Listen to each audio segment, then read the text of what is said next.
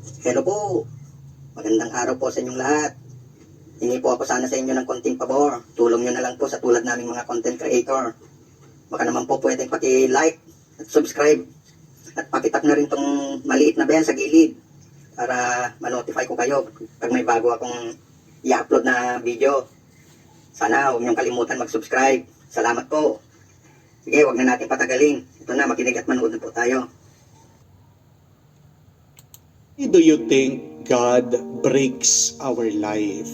Why does God breaks our plan?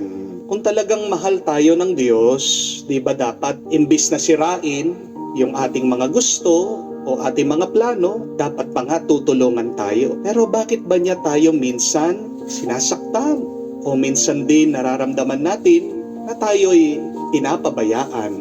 Bakit ba ang hirap mabuhay minsan? Bakit ba ang buhay na ito ay maraming sakit? Bakit ba hinahayaan ng Diyos na masira ang magandang buhay natin minsan? Kamukha na lang, ang ganda ng pagsasama nyo, kayong mag-asawa. Bakit hinahayaan ng Diyos na may makapasok na third party, malanding babae? Imbis na maging payapa kayo sa inyong pagmamahalan, yan ang nagiging dahilan ng inyong kalungkutan. Bakit kaya hinahayaan ng Diyos na magkaroon ng inggitan ang mga magkakapatid? Buti pa dati, di ba? Kung maliliit kayo, ang saya-saya nyo, wala kayong iniisip. Pero bakit nung pagtanda nyo, meron na kayong sakit ng loob sa bawat isa? Bakit ba hinahayaan ng Diyos minsan na tayo ay malugi sa ating business? Tayo naman ay nagtsatsaga, nagpupursige. Bakit kaya ginawa ng Diyos ang mga masasamang tao na imbis na magtrabaho, magsumikap, kaya pa nilang manloko ng kanilang mga kapwa, kaya nilang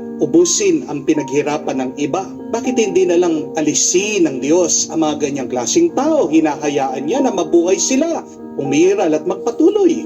Bakit ba hindi na lang tayo binigyan ng malakas sa pangangatawan ng Diyos? Bakit hinahayaan niya na tayo magkaroon ng malubhang sakit o karamdaman na kung minsan hindi natin makayanan? Bakit nga ba? My friends, I want you to reflect on these 3 reasons why God allows a breaking in your life. Because a breaking is not something bad. A breaking is a grace. A breaking is an opportunity to experience God's presence. There are 3 reasons why God allows a breaking in our life. Hindi naman hahayaan ng Diyos na makaranas tayo ng pagkasira o paghahati-hati ng ating buhay kung hindi yan mabuti at nakakatulong sa atin. The first reason, God will break you so that He can enter your life. Ang kasabihan nga, sinisira ng Diyos ang puso mo para iligtas niya ang kaluluwa mo. Remember that whenever your heart breaks, is because God will enter and save your soul. Alam niyo po, ang daming nasusunugan sa panahon natin ngayon dahil po sa init at sa kasawiyang palad. Marami din pong namamatay. Pero ang tanong, bakit nasawi sila sa sunog? Isa pong dahilan, dahil nakakandado daw ang mga pintuan. Opo, magandang magsara para din sa ating seguridad, pero maganda ding magbukas para din tayo'y maligtas. Mga kapatid, anuman ang nararanasan mong pagkasira sa iyong buhay, paniwalaan mo na ikaw ay nililigtas ng Diyos. Amen?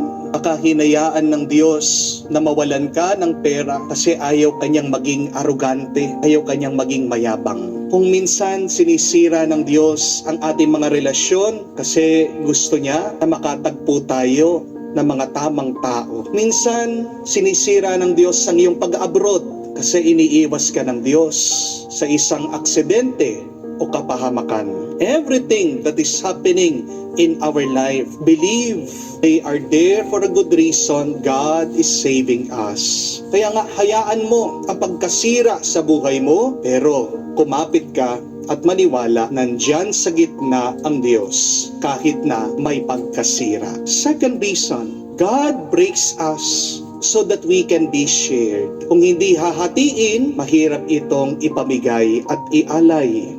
Narinig natin sa Ebanghelyo kung paanong si Jesus kinuha niya ang tinapay, pinaghati-hati para saan? Para bigyan ang mga alagad, ang mga apostol. If Jesus will not break the bread, it cannot be shared. At ang tinapay ay simbolo ng katawan ni Kristo na kung saan sinira, pinahirapan, pinako sa krus. Pero may magandang dahilan bakit hinayaan yon ng kanyang Ama na nasa langit. Dahil sa pagkasira ng katawan ni Jesus, ito naman ay nagdulot ng kaligtasan sa karamihan. Jesus' body was broken so that His broken body can be shared to everybody for the salvation of our souls.